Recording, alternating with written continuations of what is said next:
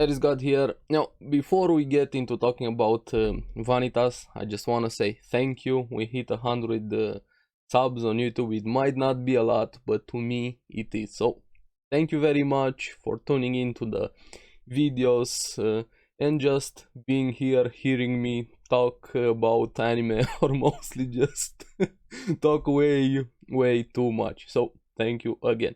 Now, this episode of Vanitas, I feel like we needed this one the most.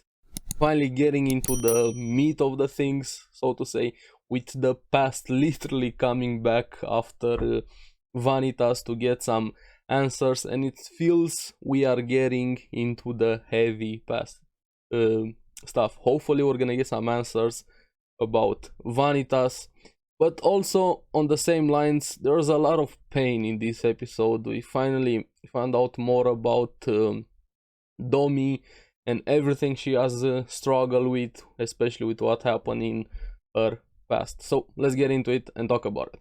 Now, like we said last episode, we have this new villain, so to say, that psychotic kid, and in this episode we find out who exactly it is, and even Noe found out in a very powerful manner, to say the least, getting a letter sent to him from Mikhail, because that's his name, and also get a bit of a recap in a way, or getting the full story, mainly from Dominique's point of view, with what happened in the past with Louis and Domi and Noe, with how Louis was killed, and their friend Mina with the chest with the spike, everything that hurt them so profoundly. But in this episode we find out the full picture, with seeing the aftermath, also with Noe getting very sick after that moment when he discovered the spikes,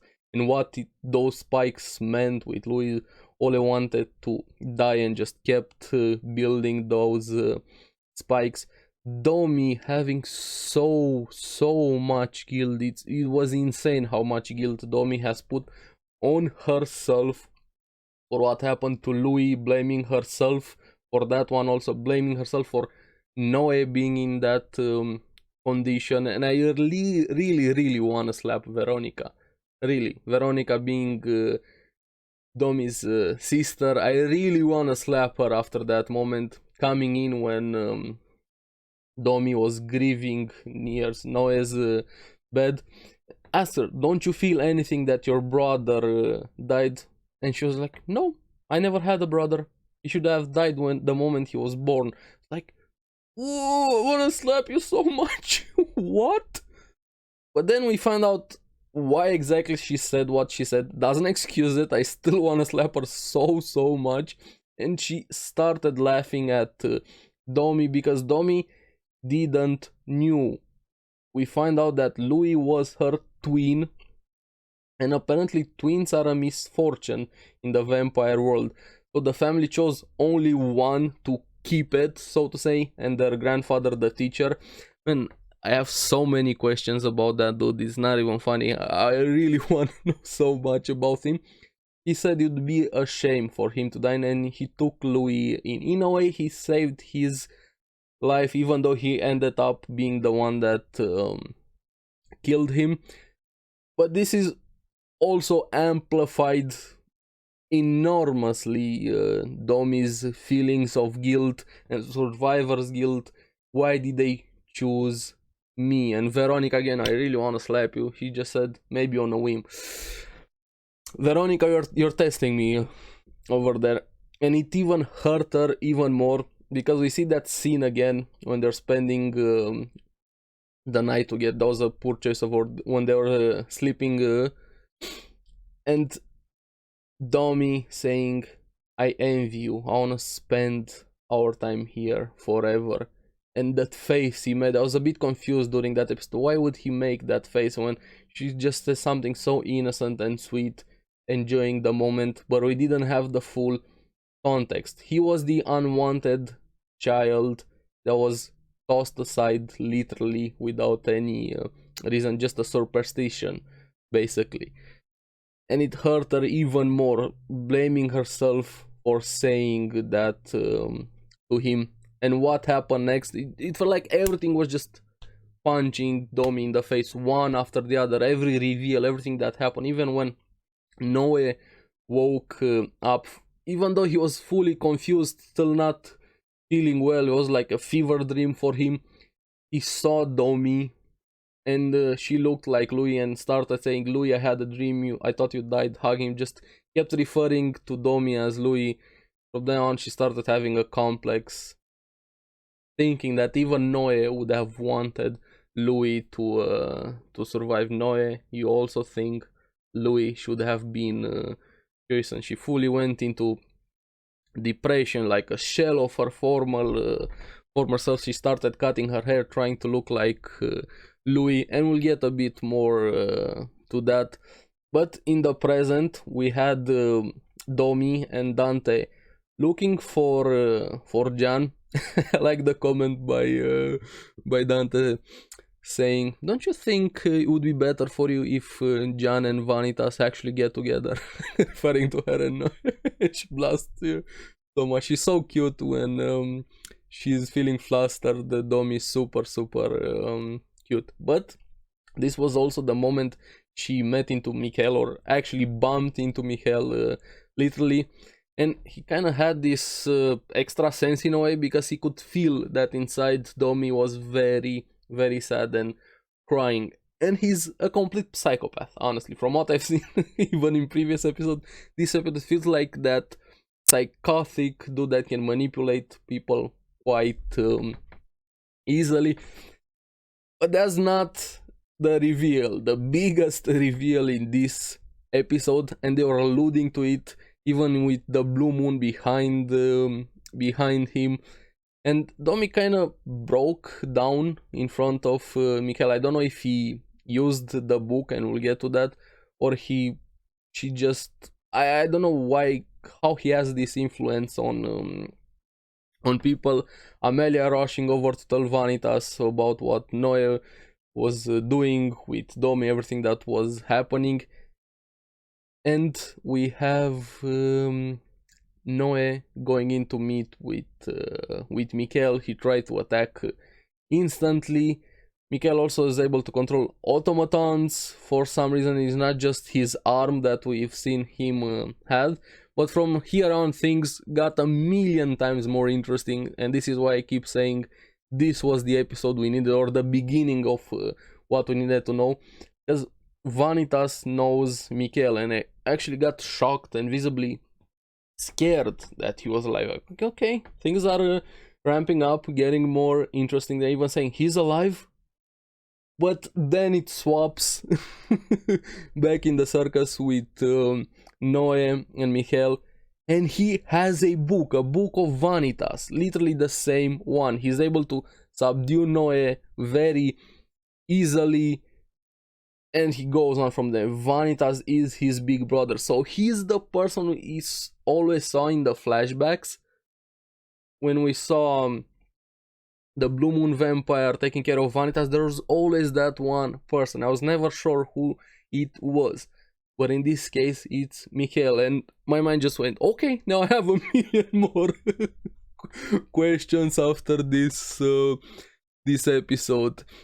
And he started interrogating, so to say, a bit Noe. Has Vanitas told you about me? Even mentioning ties back. It feels like all of the characters are connected in a way. The entire world is just connected, be it to one character connecting another and so on, because he mentions number 71 with the experiments with Moreau. He still has Domi hostage up on a carousel up. If something happens, she would not hesitate to jump, so she's definitely still under control. But the reason why he is there, he wants Noe to use his Archiviste powers with the memories drinking blood to suck on Vanitas' blood to get an answer to a question. Why did brother kill father that day? So I got even more confused. Okay, So what happened, Vanitas, in the past? I wanna know. Give me next episode, please. Please, literally give me next episode. I wanna know so much. John and Luca also learned that Dominique is missing. I feel like Luca asked John towards the end there to go and find her. Hopefully John is gonna be able to help a bit. And Noe had the same reaction as me, and I feel like a lot of us probably had the same reactions without the source material readers. Who is this father? I don't know who this father is, and Noe very confused. Even Mikael was surprised that Noe didn't know what he was talking about. And I liked what he said after, okay, even after all this time you have spent together, you don't know anything about Vanitas. And that's so true. I feel like I've been saying this for quite a few episodes. We have no idea about Vanitas, his past, what happened, the Blue Moon Vampire. Now the reveal with his brother, 2 books now, so many questions surrounding Vanitas, and I feel like all of us were in Noe's shoes in that moment. But he goes even further beyond. He starts offering his own blood to Noe so he could get some answers, some context about what was happening. So I feel like Noe is gonna get a full-on dose of Vanitas' past, at least from Mikael's warped perspective, for lack of a better term, because I feel like he's missing something over there. He feels very deranged. Now it swaps back a bit with the flashback with him waking up again, with Domi being there, her with short hair trying to emulate Louis for the benefit of Noe. She's still blaming herself. What she's doing is not healthy, but that event that happened in their past completely broke her and traumatized her.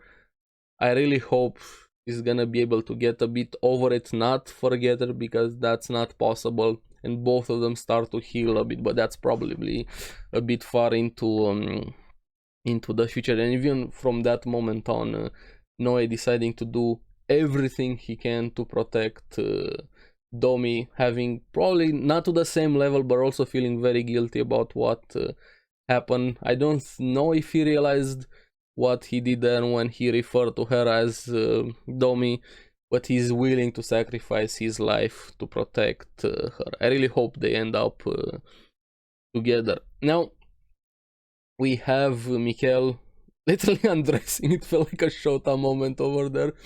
But the important thing, we see that he also has a gem implanted in his body, you know, kind of the same one or something similar that Vanitas has, with those blue lines in their bodies. And also see his past a bit. Again, I feel like everybody in this show had a fucked up life, traumatized, something happened that broke them down completely. We see he was saved. He was dressed as the girl. Also, his mother was using him as a prostitute. So yeah, that's fucked up to say the least. He was taken in by the church. He wanted to open a door there. He went in, but Roland stops him, telling him that's a maze there. So like I said, feels like every character is connected. I wasn't expecting to see Roland there.